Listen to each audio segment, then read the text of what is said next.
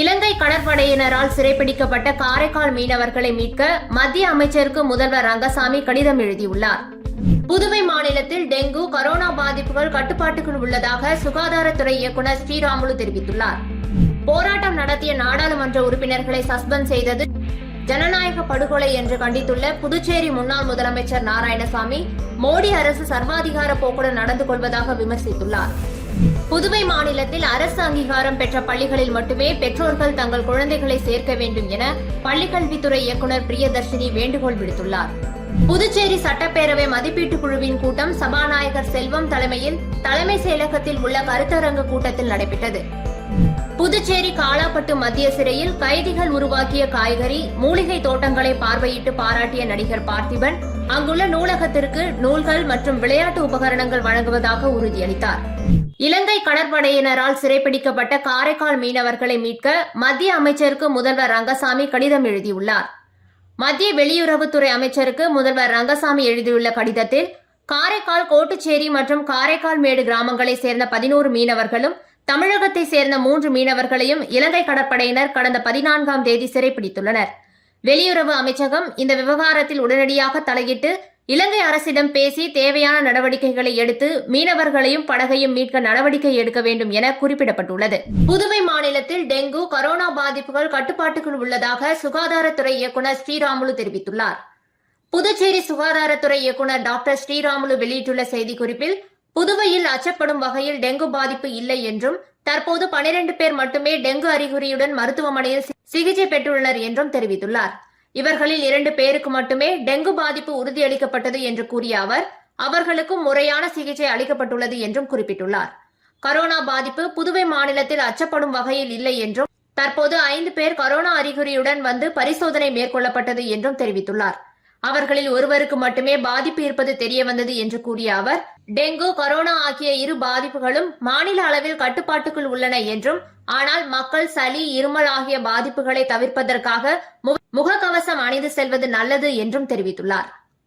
போராட்டம் நடத்திய நாடாளுமன்ற உறுப்பினர்களை சஸ்பெண்ட் செய்தது ஜனநாயக படுகொலை என்று கண்டித்துள்ள புதுச்சேரி முன்னாள் முதலமைச்சர் நாராயணசாமி மோடி அரசு சர்வாதிகார போக்குடன் நடந்து கொள்வதாக விமர்சித்துள்ளார். புதுச்சேரியில் உள்ள அவரது இல்லத்தில் செய்தியாளர்களை சந்தித்த முன்னாள் முதலமைச்சர் நாராயணசாமி புதிதாக கட்டப்பட்டுள்ள நாடாளுமன்றத்தில் அனைத்து பாதுகாப்பு வசதிகளும் இருக்கிறது என்று தெரிவித்த பிரதமர் நரேந்திர மோடியால் நாடாளுமன்றத்தில் எம்பிக்களுக்கே அவரால் பாதுகாப்பு கொடுக்க முடியவில்லை, இதற்காக பிரதமர் வெட்கி தலைகுனிய வேண்டும் என்றார். புதுச்சேரியில் 380 கோடி ரூபாயில் பொருத்தப்பட உள்ள ப்ரீபெய்டு மின்மீட்டர் திட்டத்தில் 30% ஆட்சியர்கள் கமிஷன் பெற்றுள்ளதாக குற்றம் சாட்டினார்.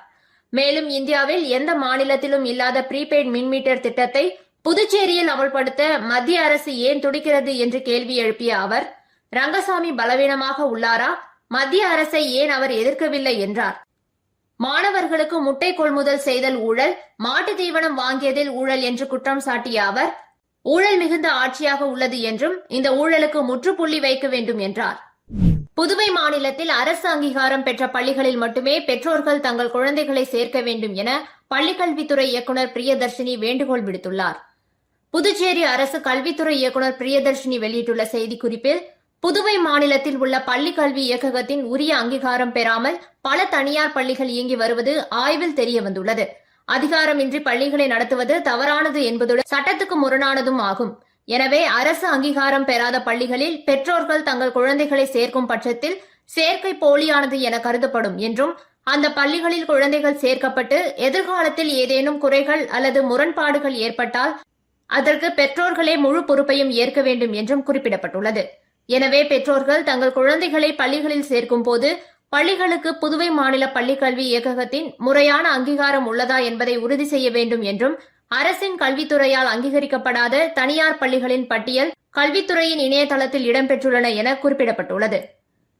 புதுச்சேரி சட்டப்பேரவை மதிப்பீட்டு குழுவின் கூட்டம் சபாநாயகர் செல்வம் தலைமையில் தலைமை செயலகத்தில் உள்ள கருத்தரங்கு கூட்டத்தில் நடைபெற்றது. புதுச்சேரி தலைமை செயலகத்தில் உள்ள கருத்தரங்கு கூட்டத்தில் சட்டப்பேரவை மதிப்பீட்டு குழுவின் கூட்டம் நடைபெற்றது. சட்டப்பேரவை தலைவர் செல்வம் தலைமையில் நடைபெற்ற கூட்டத்தில் குழுவின் தலைவர் நாஜி முன்னிலை வகித்தார். இதில் சட்டமன்ற உறுப்பினர்கள் நேரு, ரமேஷ், ஆறுமுகம், பிரகாஷ்குமார் ஆகியோர் முன்னிலை வகித்தனர். கூட்டத்தில் மத்திய அரசு நிதி உதவி பெறும் திட்டங்களின் செயல்பாடுகள் மற்றும் பேரக்கடன் ஆகியவற்றின் நிதி ஒதுக்கம் மற்றும் செயல்பாடுகள் ஆகியவை குறித்து விரிவாக விவாதிக்கப்பட்டது. பணிகளை விரைந்து முடிக்க நடவடிக்கை எடுக்க வலியுறுத்தப்பட்டது. மதிப்பீட்டு குழு உறுப்பினர்கள் மற்றும் தொடர்புடைய அரசு துறை செயலர்கள் மற்றும் துறை தலைவர்கள் இக்கூட்டத்தில் கலந்து கொண்டனர். புதுச்சேரி காலாப்பட்டு மத்திய சிறையில் கைதிகள் உருவாக்கிய காய்கறி, மூலிகை தோட்டங்களை பார்வையிட்டு பாராட்டிய நடிகர் பார்த்திபன் அங்குள்ள நூலகத்திற்கு நூல்கள் மற்றும் விளையாட்டு உபகரணங்கள் வழங்குவதாக உறுதியளித்தார். புதுச்சேரி காலாப்பட்டு மத்திய சிறையில் 300க்கும் மேற்பட்ட விசாரணை மற்றும் தண்டனை கைதிகள் உள்ளனர். சிறை கைதிகள் மறுவாழ்வுக்காக சிறை நிர்வாகம் மற்றும் அரபிந்தோ சொசைட்டி மூலம் கால்நடை வளர்ப்பு, தோட்டம் அமைத்தல், மூலிகை செடி வளர்ப்பு, FM ரேடியோ என ஏராளமான பணிகள் நடைபெற்று வருகின்றன. இதை அறிந்த நடிகரும் இயக்குநருமான பார்த்திபன் காலாப்பட்டு மத்திய சிறையை பார்வையிட வந்தார். அவரை சிறை ஐஜி ரவிதீப் சிங் சாகர் வரவேற்றார். தலைமை கண்காணிப்பாளர் அழகேசன், கண்காணிப்பாளர் பாஸ்கரன் சிறையில் மேற்கொள்ளப்பட்டுள்ள மறுவாழ்வு பணிகள் குறித்து விளக்கினார். சிறை வளாகத்தை பார்வையிட்ட நடிகர் பார்த்திபன் சிறை நூலகத்திற்கு புத்தகங்கள், கைதிகளுக்கான விளையாட்டு உபகரணங்கள் வாங்கி தருவதாக உறுதியளித்தார். நெடுங்காடு தொகுதியில் நிலவும் பல்வேறு குறைபாடுகள் குறித்து பொதுநல அமைப்பினர் மாவட்ட ஆட்சியரை சந்தித்து கோரிக்கை மனு அளித்தனர்.